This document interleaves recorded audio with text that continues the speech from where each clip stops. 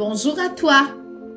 Comme tu le sais déjà, des animaux, il y en a partout dans le monde, même dans les endroits inhabités.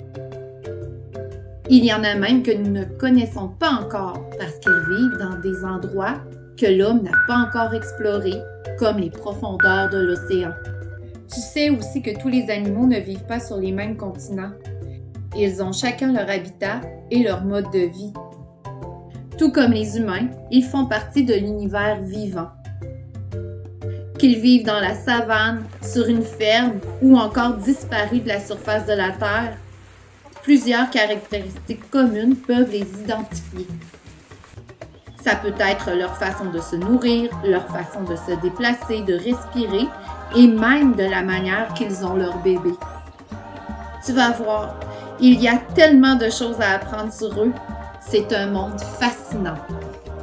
Tout d'abord, commençons par la nourriture.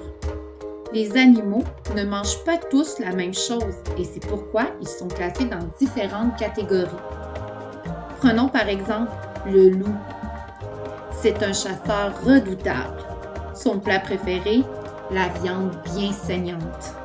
Il fait donc partie de la famille des carnivores, tout comme le chat, le chien, la chouette et beaucoup d'autres animaux. Si tu aimes les hamburgers, toi aussi, tu fais partie de cette catégorie. Par contre, il y en a qui aiment mieux ce qui est vert. Ce sont les herbivores. Eux, ils se nourrissent de végétaux, c'est-à-dire de plantes bien fraîches. Si comme moi tu détestes les moustiques, eh bien remercie les insectivores, car eux, ils adorent les dévorer en grande quantité. Certains parmi eux les attrapent en plein vol avec leur langue, comme la grenouille. D'autres les cherchent dans la terre, comme les taupes. Une bonne chenille croustillante, ça te donne pas envie? Moi, si j'étais un animal, je serais un frugivore, parce que j'adore les fruits. Et cette catégorie s'en nourrit majoritairement. Notre cousin, le gentil singe, en fait aussi partie, tout comme l'écureuil et le merle. Tu vois ce cochon bien dodu? C'est un omnivore. Lui, il n'est pas difficile.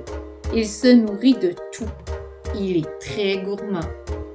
Que ce soit des insectes, des plantes ou de la viande, tout peut satisfaire les animaux de cette catégorie. Fait surprenant, la poule fait partie de cette famille. Moi qui croyais qu'elle ne mangeait que des graines. En parlant de graines, comment se nomment les animaux qui s'en nourrissent? Un indice, ça commence comme le mot de leur aliment préféré. Crois-tu l'avoir trouvé? Ce sont des granivores. Cette famille regroupe beaucoup d'espèces d'oiseaux, comme le doux canari. D'autres oiseaux, comme le colibri, ne se nourrissent que du nectar sucré des fleurs. Ce sont des nectarivores.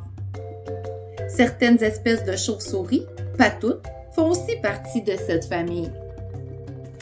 Enfin, il ne reste qu'une catégorie, les piscivores, ceux qui adorent le poisson. Bien sûr, ces animaux vivent près des cours d'eau ou dans les mers, comme l'intelligent dauphin et l'amusant manchot. Tous ces merveilleux animaux font partie de la chaîne alimentaire. Et toi aussi, tu en fais partie, puisque nous, les êtres humains, sommes aussi des animaux. Et oui, c'est étrange, mais vrai. Réfléchis un peu. Tous les animaux descendent d'un seul, le tétrapode. C'est l'animal qui est sorti des océans et qui a décidé, un beau jour, de voir si le monde était meilleur en vivant sur la Terre. Cet animal a évolué et s'est transformé de différentes façons durant des siècles. Et c'est ainsi que les hommes sont apparus. Oui, je sais, c'est très difficile à imaginer, mais selon la science, c'est comme ça que c'est arrivé. Bon, je reviens à la chaîne alimentaire. Pour grandir, les êtres vivants ont besoin de se nourrir les uns des autres. C'est une suite de relations alimentaires entre eux. Je te donne un exemple. Tu vas voir, tu vas comprendre. Le petit escargot mange les feuilles des arbres. À son tour, il va être mangé par une grenouille. Celle-ci sera avalée tout rond par une vipère. Enfin, le renard qui va passer par là va attraper la vipère pour en faire son petit déjeuner. Dans cette chaîne, nous avons 5 maillons. Tu comprends que chaque maillon peut appartenir à plusieurs chaînes alimentaires, ce qui forme le réseau alimentaire. Une chaîne alimentaire se divise en 3 catégories d'êtres vivants. Il y a d'abord les producteurs comme les végétaux. Eux, ils ne mangent aucun être vivant. Ils sont la base de la chaîne.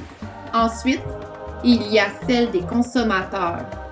Dans celle-là, tu retrouves les herbivores, les carnivores primaires, ceux qui mangent les herbivores, les carnivores secondaires, eux, personne ne les dévore. Ce sont eux qui dévorent les carnivores primaires. Enfin, il y a la catégorie des décomposeurs. Leur rôle est très important puisque ce sont eux qui décomposent les matières générées par les 2 autres catégories. Donc, pour conclure, nous avons tous besoin les uns des autres pour survivre. La nature est ainsi faite. Parfois, ça peut sembler cruel pour certains. Il est vrai que les petits animaux semblent sans défense devant leurs prédateurs. Mais pour qu'il y ait un équilibre sur Terre, il ne peut en être autrement. C'est dans la nature de chacun des êtres vivants, se nourrir pour survivre.